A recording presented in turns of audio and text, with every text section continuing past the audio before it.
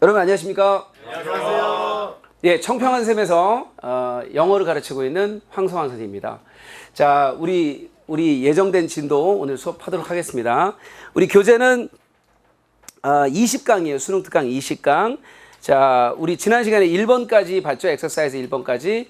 엑서사이즈 2번부터 진행하도록 하겠습니다. 자, 엑서사이즈 2번은 여기 여러분이 보시다시피 어법 문제예요. 어법 문제를 여러분이 좀 힘들어 하실 텐데, 어법 문제라는 건 사실 실제 어법이나 문법을 묻는 문제는 최근에 지양되고, 여러분이 많이 들어봐서 아시겠지만 최근에는 기본적인 문장 구조를 묻는 문제 수준에서밖에 안 나와요. 근데 여러분은 왜 어법 문제를 여전히 어려워하냐면, 여러분은 기본적으로 문장 구조를 보려는 생각, 의식이 없는 거예요. 그래서 여러분이 조금만 의식을 주시면 충분히 맞출 수 있는 문제로 요즘은 나오고 있으니까, 지금 트렌드에서는 어법 문제를 맞추고 가는 것이 일단 1등급으로 가는 일단 기본적인 그 초석이에요. 그럼 일단 여러분 A번부터 시작해서 어떤 어법성을 묻고 있는지를 한번 살펴보죠. 자, A번에는 그냥 얼핏 보면 대시냐 와시냐만 묻는 것 같아요. 근데 여러분이 조금만 신경 써 보시면 that, what 앞에 it 비동사 구조가 보이는 거예요. 그럼 여러분 it 비동사랑 연결한 that은 it, that 강조 구문이 아닐까라고 여러분이 한번 예상해 볼 수 있어요. 근데 it 비동사가 있으면 무조건 그 it, that 강조 구문은 아니죠. it 비동사가 있고 뒤에 대절 구조가 왔는데, 이 앞에 명사가 있다 라고 하면 이건 이때 강조 구문일 가능성이 굉장히 높은 거예요. 그러면 이때 강조 구문으로 번역을 해보고, 이 원래 it be that은 없던 구조이니까 it be that을 빼고도 의미가 통하면 이때 강조 구문이 맞는 겁니다. 그래서 it be 때문에 의심을 한번 해봤더니 that으로 연결해서 번역을 했더니 the teachings 이하가 주어이고 ushered in이 동사로 보면 이 문장 구조는 이때 강조 구문이 자연스러운 걸 알 수가 있습니다. 그래서 일단 이 that이 정답인 걸 알고 조금 이따 우리 독해지문 보면서 다시 한번 살펴봅니다. B번.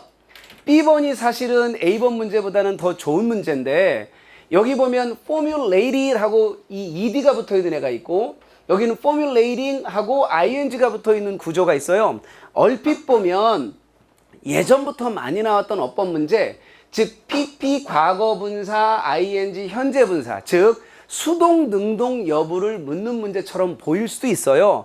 근데 제가 A번보다는 B번이 더 좋은 문제다라고 얘기하는 게, 최근 트렌드에서는 기본적인 문장 구조를 묻는, 즉 예를 들면 주어 다음에 타동사가 왔으면 목적어라는 명사가 꼭 와야 되고, 접속사가 없는데 주어 동사가 2개 올 수 있는 그런 구조는 없어요. 그러면 주어 동사가 2개면 우리는 접속사 하나 정도는 있어야 된다는 걸 우리가 알 수 있거든요. 그래서 우리 그런 것들을 묻고 있어요. 그러면 이 문장 구조를 조금 더 살펴보면, 이 문장에 이 데카르트라고 돼 있는 이 부분은 주어가 되고 동사가 없어요. 아무리 찾아봐도. 그러면 얼핏 보면 수동 능동 관계에 과거분사 현재분사를 묻는 것 같지만, 실은 이 문장에 동사가 있어야 되는지 여부를 우리한테 묻고 있어요. 자, 조금 있다가 우리 자세히 들어가겠지만, 동사가 될 수 있는 애는 ed가 붙어 있는 이 formulated는 동사가 될 수 있지만, ing가 붙어 있는 이 형태는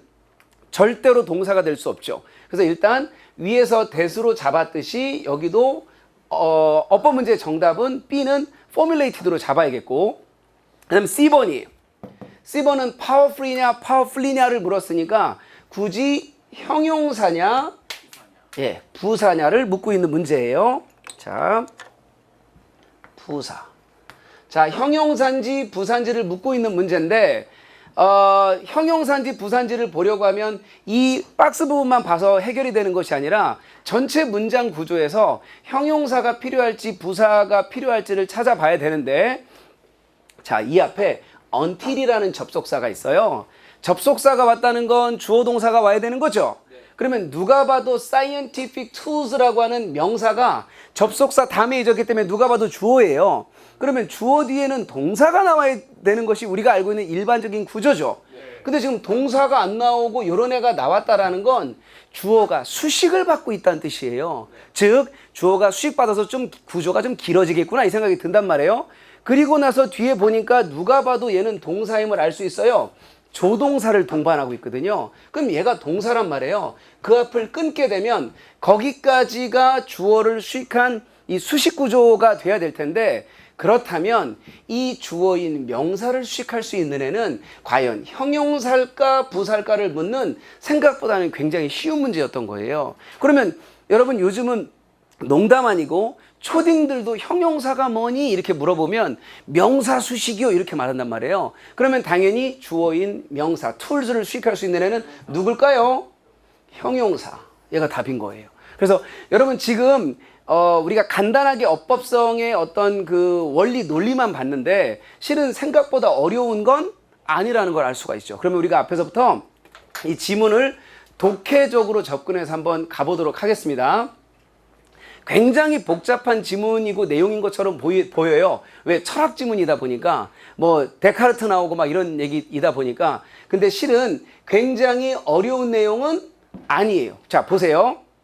일단 여러분 지문 들어가기 전에 우리가 이걸 한번 미리 좀 접근해보고 갈게요. 이 지문을 이렇게 한번 나눠보는 거예요. 자, 여기 보시면 emotion이라는 단어가 나와요. 여러분 이모션이 정서인지 뭐 감정인지 뭐 뭔지 모르겠지만 어쨌든 이 이모션이라는 얘기가 들어가면 이거는 이성적인 거예요. 그 반대인 어떤 감정과 관련된 거예요. 감정. 그럼 여기 이모션이라는 단어가 나왔고 얘에 반대되는 단어가 하나 나와요. rationalism이에요. 이거는 여러분 합리주의, 이성주의 이런 뜻이죠. 그럼 여러분 이 두 단어가 상반된다는 거 느껴져요? 안 느껴져요? 느껴지죠. 근데 또 있어요. 이모션은 과거에 쓰던 주로 쓰던 어떤 개념인가 봐요. 주되게. 근데 여기, 아이고, 죄송합니다. 이거 색깔을 달리해야지 안 헷갈릴 것 같아요. ancient. 예전에는 한마디로 이모션과 관련된 쪽으로 우리가 생각을 많이 했다면 밑에 보니까 요즘, modern, 요즘은 합리주의, 이성주의와 관련된 생각을 주되게 한다라는 쪽으로 이 두 개가 대립되는 내용이에요. 그러면 복잡한 내용 같지만 이 지문은 크게 이모션이냐, 레이셔널리즘이냐, 즉 감정 이런 쪽에 중심이 되는 거냐, 아니면 합리주의, 이성주의 이런 거랑 관련이 되는 거냐, 아니면 예전 얘기냐, 현대 얘기냐, 요 얘기로 대립되는 구조다. 이렇게 이해하시면 된다고요. 그러면 여러분 이 지문 내용이 생각보다 쉬워요. 한번 가보죠. 대부분의 역사학자와 철학자들은 생각을 같이 합니다. 뭐를 생각을 같이 한다고요? 자, 여기 보시면 The thinking of the modern age, 현대 시대의 사고, 현대 시대의 생각으로 usher, 여기 밑에 usher인이 뭐라고 되어 있네요? 시작되게 되다. 즉 소개하고 도입하고 이끌고 이런 개념이 ushered in이거든요. 그러면 현대 시대의 어떤 사고로 우리를 이끈 거예요. 그 다음에 고대는 보통 이 감정이랑 건강이랑 이런 것들을 막 연관 지었나 봐요. 옛날에는. 근데 그런 어떤 감정과 질병, 지금 생각하면 황당하죠. 감정이랑 질병이랑 무슨 상관이냐. 근데 고대는 이런 것들을 막 연관 지었었나 봐요. 그거를 풀기 시작하고 현대 시대의 사고라는 개념으로 이끌었던 게 알고 보니까 데카르트라는 철학자래요.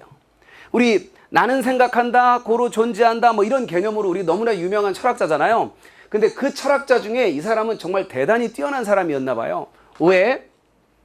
완전히 어떤 개념을 완전히 우리의 어떤 사상을 완전히 바꾸는데 어마어마한 역할을 한 사람인 것 같아요. 왜? 예전에는 주로 이쪽에 초점을 맞추고 어떤 생각들을 했나 봐요. 근데 이거를 풀기 시작한 사람이고 이제 현대시대의 사고로 우리를 이끌었던 사람이래요. 그래서 데카르트를 여기서 중심이 되게 이 사람의 17세기의 어떤 가르침이 결국 우리를 이 고대 이래 정서 쪽에 우리가 뭔가 중심을 맞췄던 생각을 현대의 생각으로 바꿔준 사람이다. 이런 얘기예요. 근데 이 사람은 어떻게 해서 이렇게 생각을 우리가 기존에 가지고 있던 생각을 완전히 바꾸게 된 거냐면 여기 읽어보시면 그 사람은 뭐에 반응하기 시작하냐면 그 사람이 살던 시대는 종교전쟁이라는 게 있었나 봐요. 이 절대적인 믿음이었던 종교가 뭔가 혼란스러워진 거예요. 게다가 그것 때문에 뭔가 굉장히 혼란이 왔다라는 얘기가 나와요. 케이아스가 왔다고. 근데 그게 전 유럽으로 확산이 되고 spread across가 된 거예요. 확산이 된 거예요. 근데 그때는 그 사람이 어떤 시절이네요? 그 사람의 성인의 어떤 성인 시기였던 거예요. 이 사람이 막 어른이 됐는데 그 굉장히 혼란스러웠던 시대를 산 거예요. 그러다 보니까 이 사람은 뭐가 너무나 혼란스러워서 믿을 수 있는 게 하나도 없는 거예요. 그래서 이 사람은 이런 혼란 시기를 겪으면서 이 사람은 뭘 만들게 되냐면 합리주의. 그러니까 굳이 말하면 감정에 얽매인 건 이 사람은 못 믿는다는 거예요. 실제로 합리적인 어떤 그런 개념, 이 개념을 이 사람은 만들게 됐다. 이런 얘기네. 근데 이 사람은 단순히 합리주의로 끝나는 것이 아니라 여기 보면 뭐가 나오냐면요.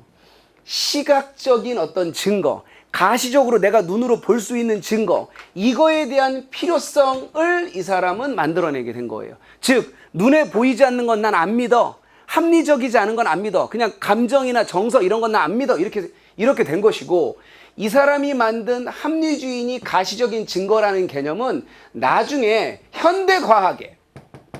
현대과학의 기초가 되는 원리가 되게 된 거예요.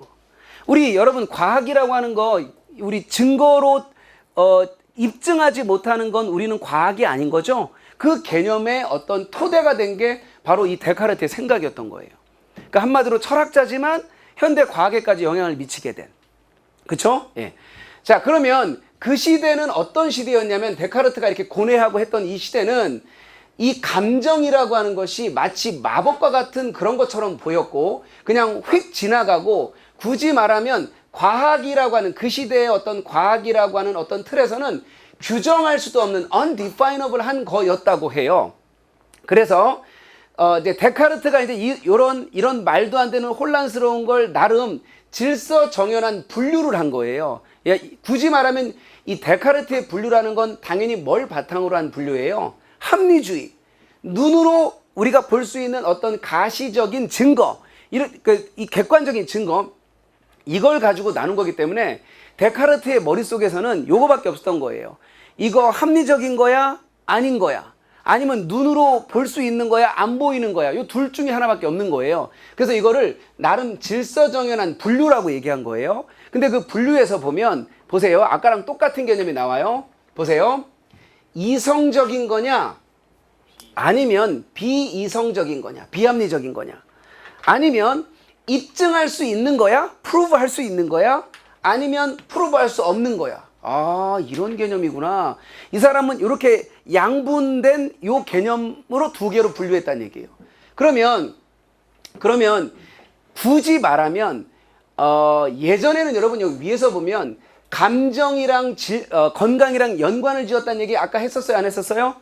그러면 데카르트 입장에서는 그 감정과 질병이나 건강과의 이 관계 있죠?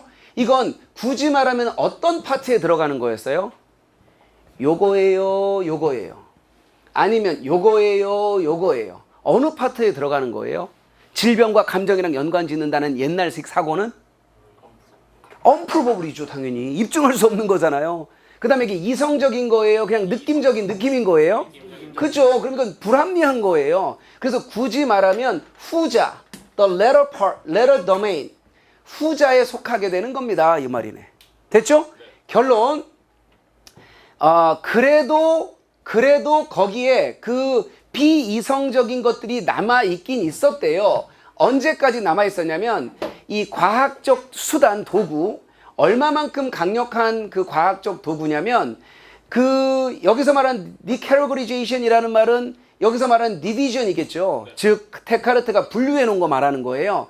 그거를 도전할 만큼 아주 강력한 어떤 수단이나 도구가 정선이 하는 데카르트가 unprovable이라고 생각했던 그 부분을 구해줄 수 있을 때까지는 계속해서 입증할 수 없는 그 영역이 그대로 남겨져 있었다라는 얘기예요. 계속해서 그 상태로 유지돼 있었다. 이 정도 개념이네. 자, 이렇게 정리하시면 2번은 이제 얼추 정리가 됐고요. 이 2번은 굳이 연계될 수 있는 걸 찾는다면 사실은 데카르트의 철학에 대한 얘기를 계속 똑같은 포맷으로 얘기하고 있으니까 무관한 문장 정도 하나 우리가 예상해 보고 넘기도록 하겠습니다.